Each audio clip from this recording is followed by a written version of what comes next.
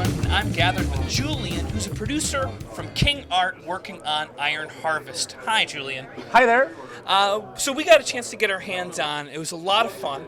It was reminiscent of, and as you had explained, Company of Heroes. Yes. So when you started, you were not attached to Deep Silver. It was recently that you guys, how long ago was it that you joined up with Deep Silver? I think it was about like 2 months ago or something. It was around PAX East GDC time.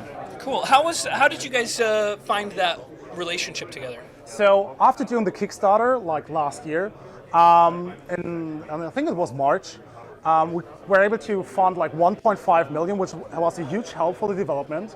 And during that time, we got a lot of interest from publishers from all over the world, which was super great because as an independent developer, you're always trying to find the right partner for the right project. And because they're based in Munich, so in Germany as well as we are, they were kind of high on our list. And it was that time that they had super success with Kingdom Come Deliverance, which was also a huge success on Kickstarter. So they did a really great job on that, and that's why we decided to go for them. Awesome. Now, the first thing I noticed was the artwork is very similar to Scythe, and you told me that there is a correlation there. Well, kind of. So the artworks are basically kind of the same, so we share the same inspiration.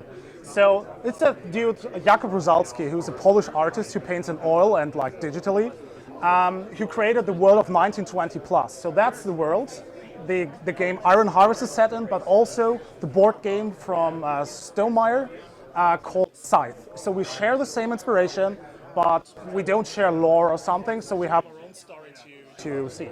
Cool. The gameplay that I was playing, and I've played a lot of RTSs, but I haven't played that much Company of Heroes. Okay. I was interested in the resource gathering. It's not what I've experienced of the fire and forget, where you just say, okay, you start mining and then you forget about it. Yeah. It was much more one-to-one ratio of focus. Was that just my experience, or is that kind of an angle of the game? Now, so in general, we try to favor macro over micromanagement. So if you kind of, select units and send them mining and just pull them back and forth, you kind of have to care about them a lot. So we like the approach of Company of Heroes to capture a strategic point and maintain it, and as long as you maintain it, you get resources from it. So we have our base building elements there, so you're able to like upgrade your resource points to get more ticks per second. But it's more about, okay, defend that strategic point to maintain your army. The game that we were playing, we were taking, it was the demo, we were taking, our goal was to destroy the headquarters of the enemy base. And to survive.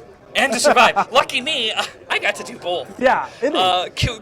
So is that a very common of the missions, or is there different kinds of gameplay that are involved in it? So this mission was specially designed for like showcasing stuff, because obviously it was rather easy, to be honest. I mean, it was, I beat it, it was hard. So the game designers decided to go to give you a lot of units and resources on first place.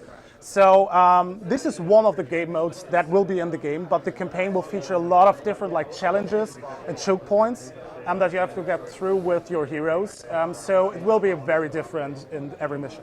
What interests me was your focus on storytelling, Yeah. which in my experience I don't feel that connected to RTS's stories. I have a hard time feeling a connection to a character. Okay. What steps have you made so that the player feels connected to these characters that they're using on the ground? So in general, we focus on having a big single player campaign where you join and follow the heroes action during a hard time in Europe.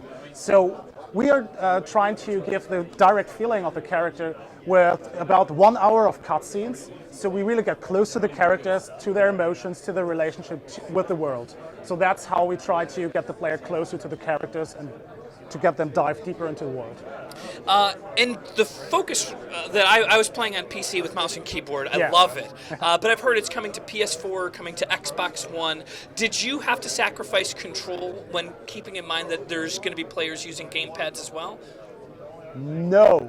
So in general, all of our games were released on consoles as well before. So we really know how to make a game work great on consoles. So for us, it's PC first, but we have the techniques in mind how to make it work on console. So console will have a totally different UI and totally different controls.